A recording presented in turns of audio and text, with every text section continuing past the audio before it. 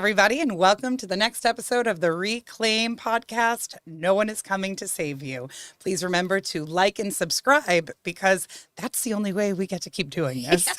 And we really want to keep doing this. We really want to keep doing this. We love this so much. We love it. So today we're going to talk a little bit about grief. We are. And I think you and I have already said we're both feeling super emotional today already. So crazy today. It's because we record on full moons only. We do. You guys, we do. We didn't even mean to do that. Not even planned.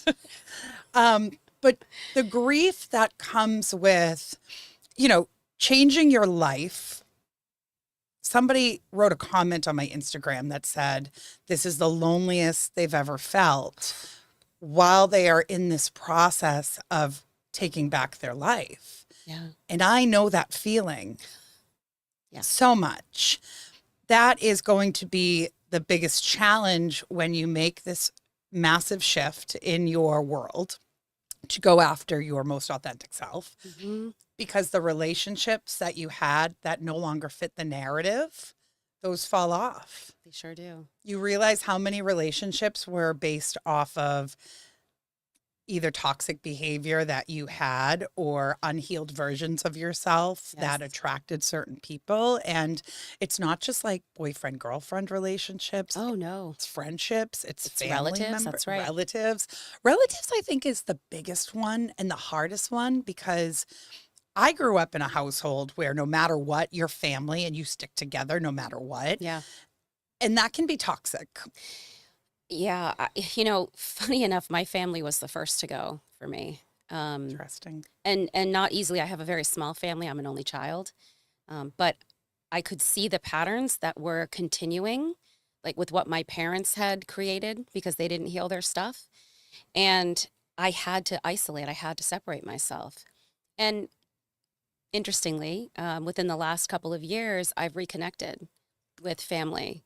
And it's a very different bond now because I'm different, because I did the work and reclaimed, and now I'm able to show up differently. And I don't interpret things the same way, and I don't show up the same way for them. So, sometimes that can happen. Not every time. Listen, if your family is really toxic, you got to protect yourself. Sometimes it can be good, though, after. Do you think that taking that time away allowed you to reestablish yourself so that when you came back to those relationships, you could be confident in who you were and not influenced anymore by the opinions of our families? They've got really, really big expectations on how we should live our life because they have a vision for us. Yes. And they have a narrative that they want in. And I think, too, sometimes, when you have a loving family, which I do, it doesn't mean that there isn't some toxicity that's present.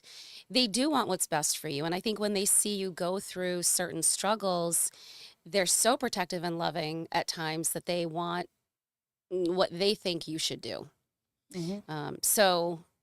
It definitely took me taking that step back and figuring it out on my own before I could come back to them. And now they're just like, I can't believe all the things you've done. And which brings up another, and I'm curious how you feel about this, tricky point where I did so much on my own. Like once you get into isolation and you grow on your own, then finding your way either back or into new relationships can feel really hard. It can. And I think there's also this fear of, I don't want to lose people again. I don't want to bring in these people into my life who are these new connections just to figure out that, once again, these are not people that are going to be the right fit for my life now. And so it's made me more hesitant, and I've set a lot more boundaries. My therapist is so proud. But I have a lot more boundaries with how much I share of myself. I am an oversharer all day, and I believe in being open and sharing, but there's some information that, as my therapist says, not everybody is entitled to know everything about you right away.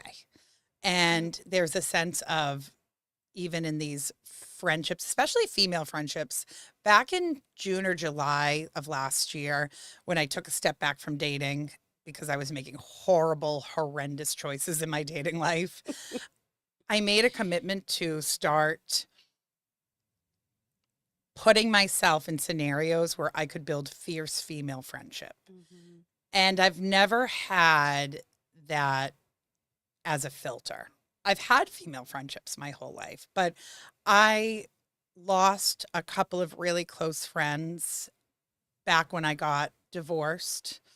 They fell off for various reasons, and I've had to do my mourning over those relationships. These are people I've known more than half my life. And once again, I thought because we have these long-standing connections, we're supposed to stick it out. We're supposed to be friends forever.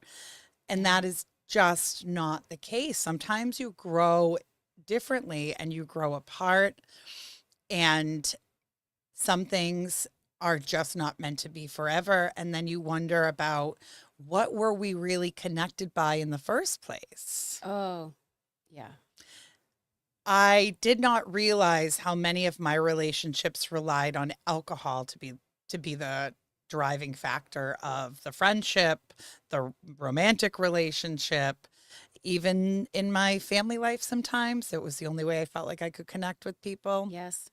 And once I took alcohol out of the equation, I realized that I had really heavily depended on that to drive my relationships and to bring me together and to make me feel connected with people. So it's been a different world understanding who I am without alcohol and what kind of friendship, what does friendship look like without alcohol? And it's been a big change. So it's been interesting though. And I'm finding the relationships I'm building now are so much more aligned with my path and where I'm heading. And but there was a period of probably a year where I felt really, really alone. And there's still days where you can have all the friends in the world and all the people in the world who love you. And it doesn't stop from sometimes feeling lonely, because when your journey is this personal and you're digging this deep into yourself, you have to do it by yourself. If you start seeking validation from everyone else, you're never going to figure out who you are. That's spot freaking on. Do you think part of, like, in that isolation period, was part of it for you also mourning, like, your old identity? Because it's not just the people, it's the you that you're losing. Guys, I'm getting emotional. Yeah. I think the biggest mourning and grief was coming from the life that I had envisioned as a married mom. Yep. I grew up in a household with two parents who loved each other very much, but they had a very toxic marriage, and it should have ended a long time ago. And so I grew up with this idea that you stick it out no matter what. And so I felt like a failure for a long time that I didn't stick it out. And then I had to really accept that this life I had envisioned of growing up in this household with a husband and a wife and a dog and a kid, family vacations, all of these beautiful things that I had built in my head, that was not going to be the reality, but it was never going to be the reality. That relationship, Even if you had stayed? even if I had stayed, that was never going to be the reality, because that wasn't the relationship we had. We had our own demons that we could not get through together. And it was never the fairy tale, but I kept making it a fairy tale. Oh, we push it into a box, don't we? Yep. Yeah. I remember when people found out that I had left my husband, because I really silently left. There was no big announcement on social media. There was just like 6 months later, I pop up in a new condo with, hi. That's always how I've done here. it. Like, yeah, brand new. Hello, everybody. Welcome to my new life. I remember one of my girlfriends messaged me and was like, hey, so I've been trying to decode your Instagram for months now, and I'm just going to ask, are you divorced? I was like, in the process. That's amazing. Oh my God. But when it started to finally come out that I had separated and I was living this new life, the most common response I got was, but you looked so happy on Instagram. And then they would stop and say, oh, you looked so happy on Instagram. Yeah, Yeah. because it was a curated, and it wasn't a lie. It was, I was trying to make it believable for myself Oh, yes. that this was this beautiful journey we were on, and Yes. all these struggles we had was just going to make us stronger. And there's And grief with that. Like, not yes, like there's the people, there's the circumstances, there's the identity, and then there's all the fucking effort you put in to curating this life, to trying to hold it all together. There's so much grief. so much. So you grieve the person you once were, because even in a bigger way, I think you almost grieve the person that person could have been had you discovered all of this sooner, right? I think there's something to Oh, be said about feeling guilty that you didn't make these moves sooner. Why didn't I? yes. Why didn't I? And Yep. I am able to curb that with the idea of any different move I made in the last 37 years would have not led me to my daughter.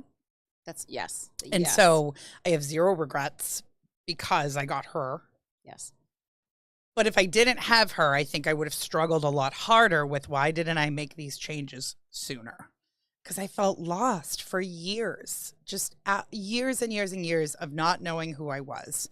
I was thinking about this earlier today, that I used to just sit on, when my ex-husband and I were our first apartment, and on my days off, I would just sit on the couch for hours and hours and hours and just like binge watch TV and eat snacks. And I just thought to myself, I thought life was supposed to be more than this, but I guess not. I guess this is it.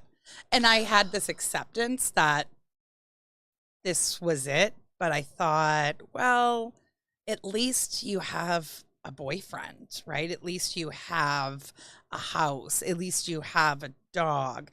That at least you have kept me in this very safe zone, because I had the check boxes of the things that made me acceptable to society as a woman, right? Like, this is the thing that you're supposed to do.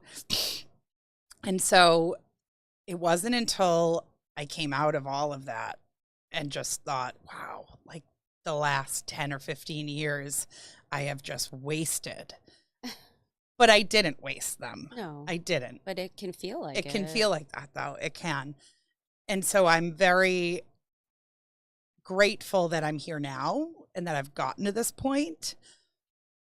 But you will cry and cry and cry and feel alone, and you will feel like you waited too long or it's too late, and it's never too late.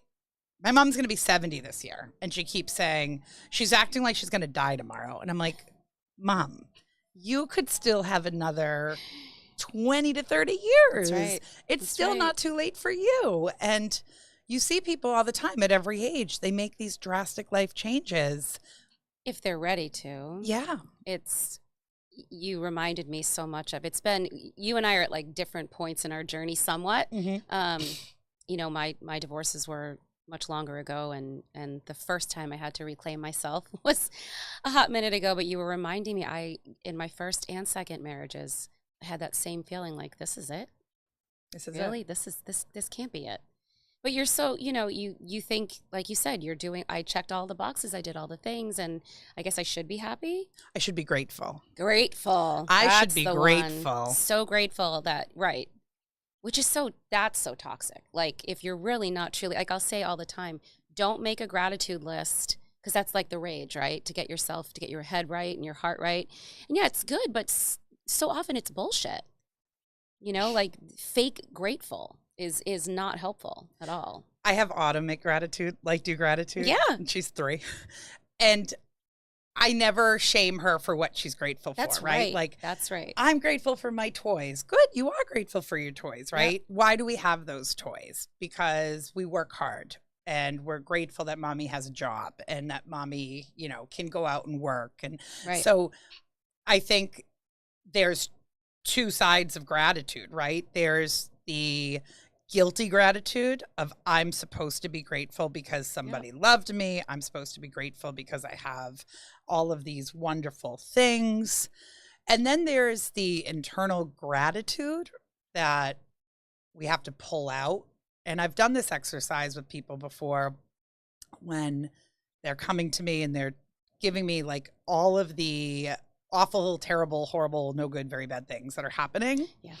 And I'll ask them, give me 3 things that you're grateful for. And they struggle to find 3 things. Yeah. And if you pull it out of them and you really make them think about, I'm grateful to be alive today. I'm grateful to have both my legs working today. I'm grateful to be able to run on the treadmill today when others can't. That kind of gratitude is the gratitude we forget about. We're focused on, I'm grateful that I've got my big screen TV, or I'm grateful that I've got this vacation. It can go that way, yeah. So I think gratitude can become toxic if you don't understand what should we truly be grateful for today. And if all the other stuff fell off, how are you grateful? If all of the other stuff fell off, what is the gratitude that you hold on to that's at your core of who you are? Right. One of the things I like to use with people is the principle of the least sucky thing right now. Because oftentimes we can look at like when you're in that mindset, it can be so hard. Like you said, that you have to pull it out. But if you can just pause and go, okay, the least sucky thing that's happening right now is this. And then from there, what's the next least sucky thing? And it's almost like a bridge, because sometimes you just have too much momentum going, A few people have commented on some videos lately that they have shared that they're very much on a similar journey. And the loneliness that we feel, I think I want to share with people that you never know who's going to come into your life and who's going to leave it. The relationship that you need to focus on when you're on this journey is yourself. Something that I have reclaimed, or part of this reclaiming, had to do with healing generational trauma. And it took, like, the first part of the reclaim was leaving marriages, healing from, like, what was I doing jumping into marriages? I had no business doing that. And then my life exploded and everything went really well. And I built a business and like all these things and it was amazing. But then I hit that point again. Something's missing. What's going on? And so I think it's important for us to remember that just because you reclaim doesn't mean there won't be another time when you have to reclaim again. And this is a journey. This is not like a one and done. Yep. And as human beings, we're built for connection, right? Yes. That is something that we in this society have been almost robbed of because we're so independent and we're a very me-focused generation. Human beings can't survive at birth if you do not have another human being to hold you, feed you, comfort you. You will not survive. It's not possible.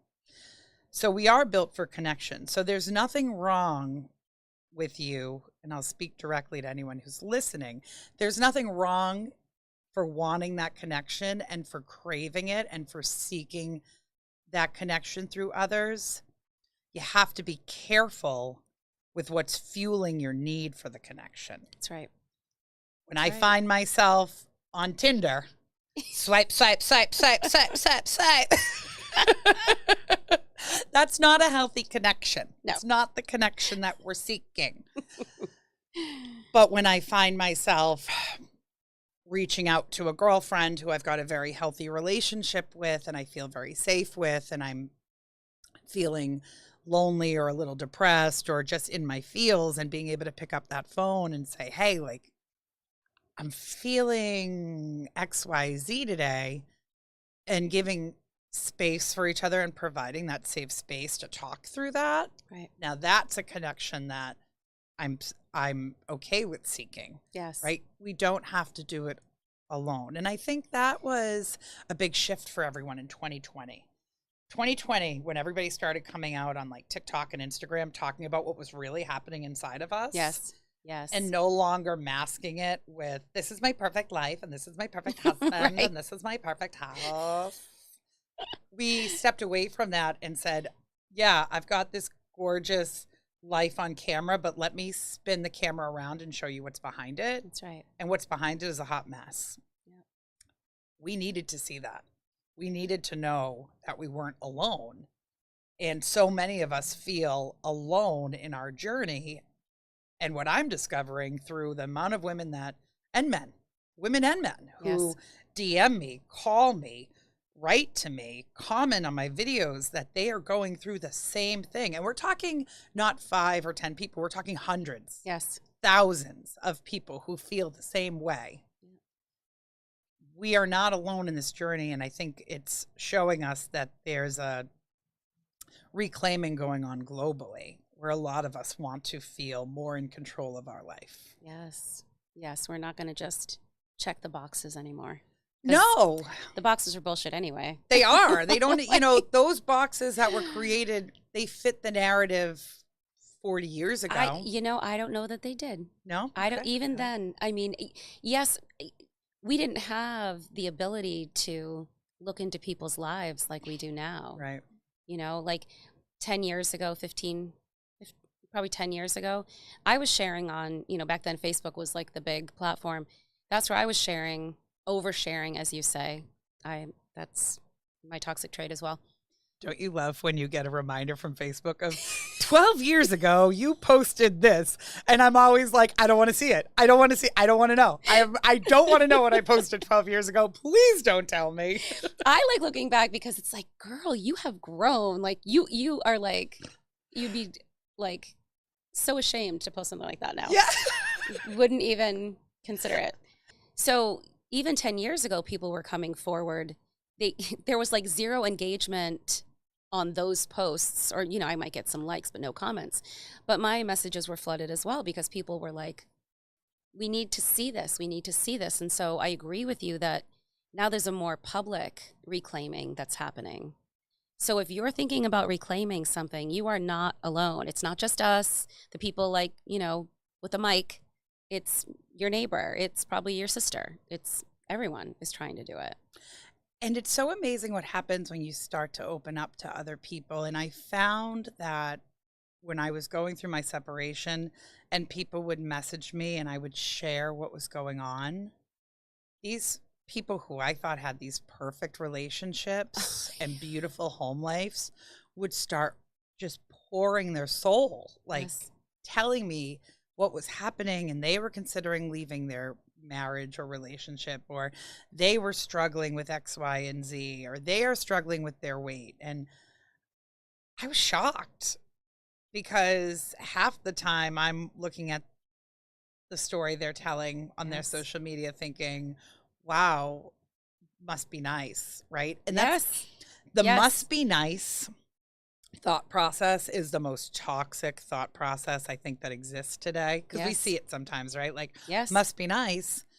You have no idea what's going on behind closed doors for somebody Everyone's else. fighting a battle. Everyone is fighting a battle.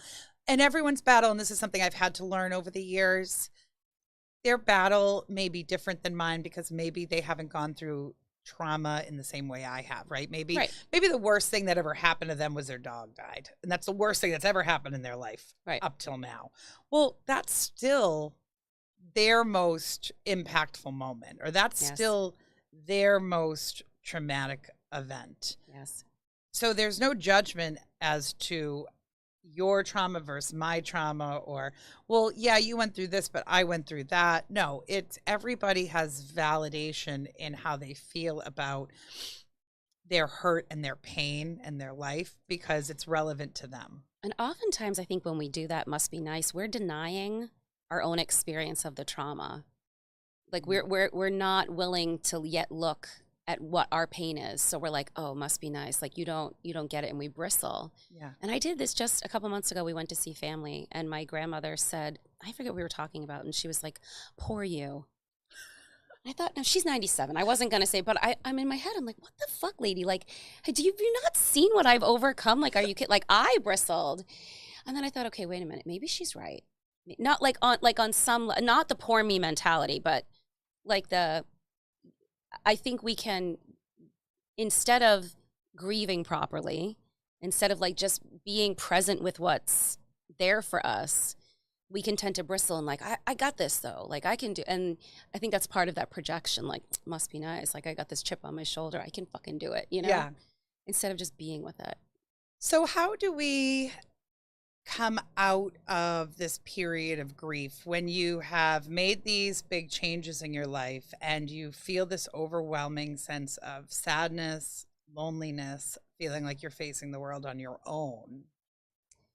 What does that look like for you when we think about, okay, this is a moment in time, but it's a moment in time that feels really shitty, even though I know that I'm on this right path and I know that I'm doing the right things? How do we come out of that? So I think there are two pieces to it. I think there's the mental piece, getting insight into your thought patterns and the patterns that have caused you or could cause you to go backward, to go back into what feels like safety. And I know you have a great journaling process, so I'll let you speak to that. And then we can talk a little bit about the second piece, which is the somatic healing, the in the body stuff that you have to do, otherwise it'll come back. Journaling has become a really big thing for me. And I have like 4 journals at once because I have a journal like in my pocketbook. I have a journal at my office. I have a journal in my bedroom. And then I have on notes in my cell phone. Yeah. I have this one note in my phone called Sobriety is Hard. And it started on August 22nd of 22. So we're almost like 2 years in. And what was happening was I was feeling anxious and I had all these emotions happening at once, especially I had sprained my ankle skating. And so I was off skates for like 6 weeks, and skating had become my only tool that I had to cope with my anxiety and my pain and my sadness about my divorce and no longer drinking alcohol. And then that got taken away real quick. Yeah. And I was shook. I was shooketh. What am I going to do without roller skates? Yep. And I realized how dangerous that was to put all of my eggs in that one basket of roller skating is my only savior, because life happens. We don't know what's going to happen tomorrow. Yes. So I've started journaling, and my journaling process is understanding the fear behind the feeling, because 99% of it, it's fear of something. That's right.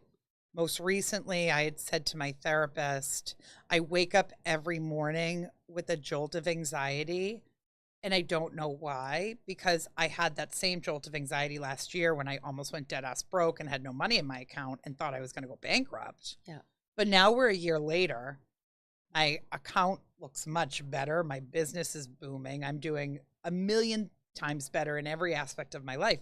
Why am I still waking up with this fear of, at the time, I didn't know it was fear. Yeah. Why am I still waking up with this heavy anxiety on my chest when I get up every morning? And we worked through it. And as I was journaling about it, I started to uncover these layers. And so my journaling process was really just writing down everything that was coming to my head around these thoughts that were plaguing me. And I realized that I was so scared to be financially insecure again, because that was such a horrifying feeling to be a single mom with a baby. It's traumatic. It's so traumatic. It really was. Extremely. And I had to write down, you're safe now. You're safe. Yep. And I had to keep reminding myself, like, you're safe now. You're okay. You're going to be okay. And you're always going to be okay. Hand over heart. You're safe is something I have to do. You're safe. Often. You're safe now. Yes. And I find that helps me through a lot of those moments when I do feel that extreme anxiety. Yeah. If I don't have a journal right near me, or I'm driving, and just putting my hand over my heart and just getting really in tune with my body and thinking to myself, you are not in danger right now. Nothing is crumbling at the moment. And even if it is crumbling at the moment, what are the solutions? How do we come out of it? Because the brain can spiral, right? And send your body. Its job. It's its job. Loves to fucking spiral. It's its favorite thing ever. but being able to provide that comfort for myself. For yourself. That's right. Which EMDR, my psychotherapy, has helped tremendously with Yeah. that. So for anyone who is looking for an alternative to just talk therapy, that's been my go-to. Yeah, talk therapy absolutely has its place. It does. For sure. I think it needs to be, and also use these things. EMDR for some people is miraculous. I know the second piece of this moving through grief, the journaling, and this somatic piece has been a game changer for me. And it's a very simple practice, not always easy, because it requires that we sit with the heavy emotions, just the sensations in the body, and not make a story about it. Interesting. Because our mind likes to do that. As soon as we sense anything, we're like, oh, like even if I'm running a group right now, and one of the things that I'm having them do is just be present with whatever sensations are in your body. For example, if your head is tense, our minds instantly want to make a judgment about it and go, oh, well, I'm dehydrated. So of course, like I have tension. Even that little bit, we think that's like no big deal. But even that little bit of judging something, labeling it, naming it, it creates this clusterfuck spiral when it comes to the even bigger things. So for me, being able to just sit with the really heavy, like chest crushing, deep emotions and just breathe into and through it and be present with it. Some practitioners will say, what color is it? What shape is it? Yeah. To keep your focus there. Because right away your mind wants to go make a story and it will spin the fuck out. Yep. It will come up with all the reasons why. And that's when those bad patterns can kick back in, right? That's when you're like, I should call him. It's always, I should call him. The universe is telling me that it's time to call him. We're going to break no contact. We're going to. Don't do it. Don't do it. Please. Like we've said before, reach out to us. Don't do that shit. Come to our do that page. shit. Yeah, I think that the process of reclaiming your life is not an easy one. And if it is easy, you're probably not doing it right. And you know what, too? Along this path, right, we all want to experience more joy. There are going to be waves, ebbs and flows, of course. But what I found is the more I resisted really feeling the heavier emotions, the more I wasn't able to feel the joy because I had put it on such a fucking pedestal that I couldn't reach it. So the more that we hold the space for the heavier emotions and let them be no big deal, the more we can acclimate to the joy. Wow, Melissa, that sounds like an entire episode in itself. Probably. I think it might be. We'll add it to our list. The process of reclaiming yourself is a journey. And when I remember back to when this journey started for me, although I was in the most pain I think I had ever felt, I also was the most free I had ever felt. There was a freedom that came with that pain. Mm-hmm. It was worth it. It was worth it. Thank you so much for joining us today on the Reclaim podcast. Just remember to like and subscribe because we love doing this and we'd like to continue doing it for you. Thanks, guys. Thanks, guys. See you next time.